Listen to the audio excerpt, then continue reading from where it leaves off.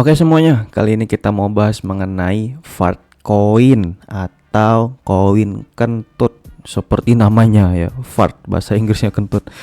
Jadi dari Fartcoin ini sendiri ya sempat menggegerkan warga Indodax kemarin karena sempat naik hampir 200% dari 12.000 ke 35.000 pada pertengahan bulan Januari.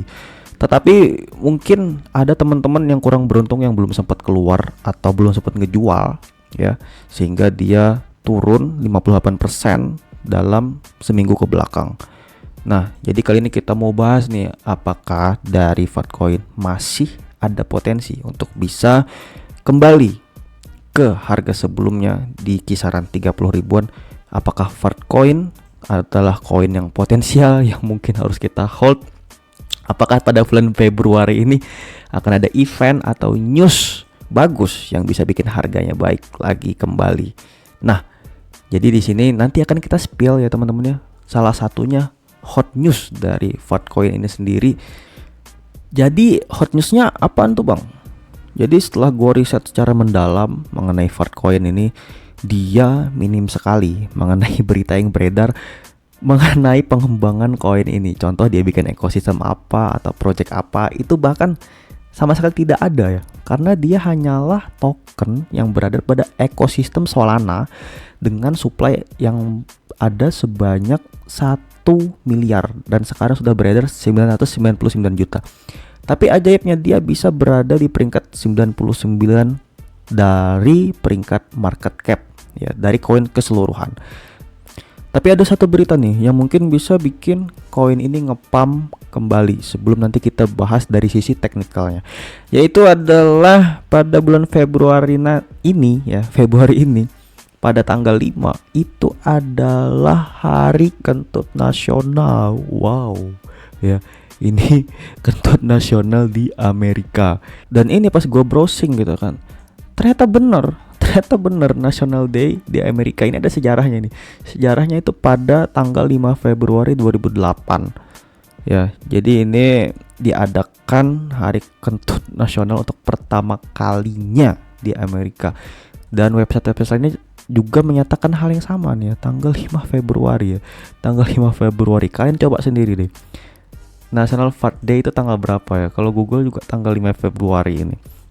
Nah, tapi seperti karakteristik koin meme biasanya yang hanya sebagai koin lucu-lucuan ya, koin yang hanya nge-hype sementara, yang mana harus membuat kita menjadi waspada, tetapi di saat yang bersamaan juga mencari potensi keuntungan yang mungkin masih ada di dalam koin meme ini. Nah, jadi sekarang mari kita coba bahas dari sisi teknikal ya teman-teman ya, dari sisi chartnya apakah bagus apa enggak ini ya.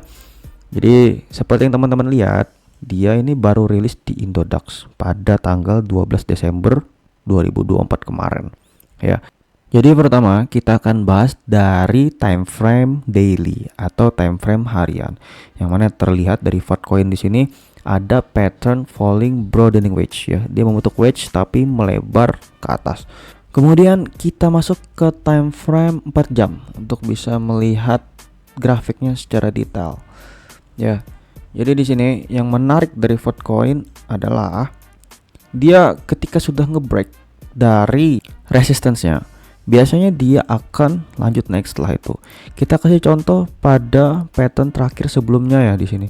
Di sini terlihat bahwa Fartcoin bisa menembus resistance-nya di sini, kemudian juga diikuti dengan pattern double bottom yang teridentifikasi nih. Ini bottom 1, ini bottom 2.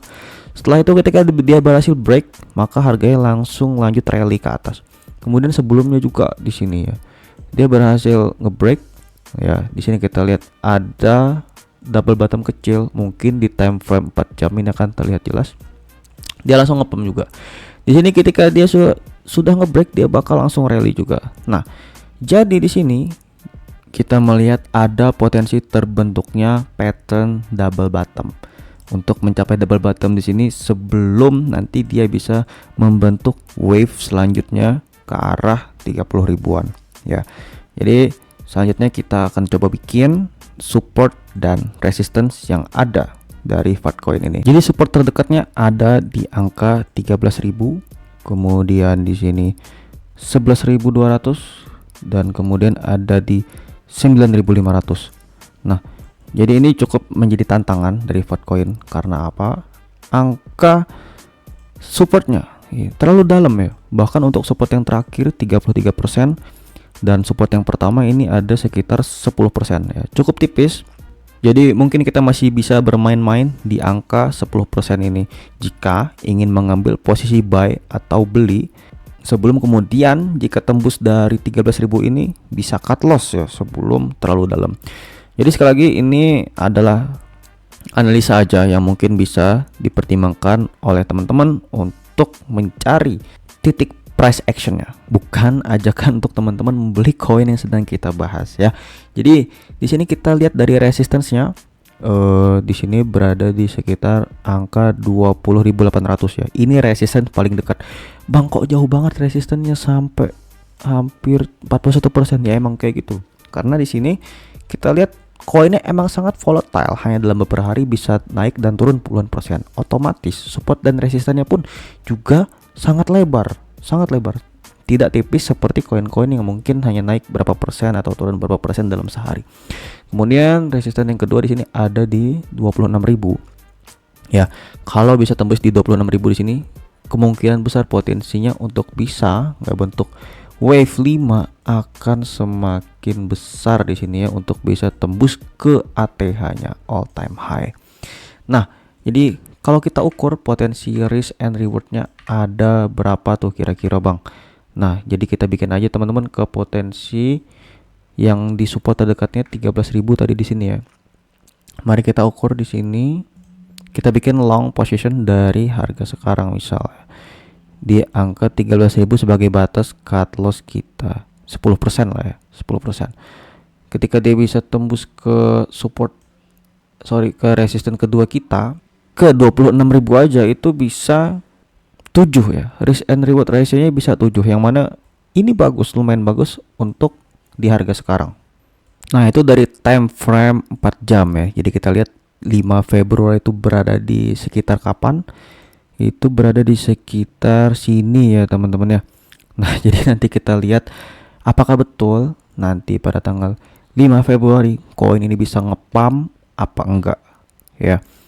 Nanti akan kita update juga. Dan terakhir mengingatkan bahwa teman-teman do at your own risk ya.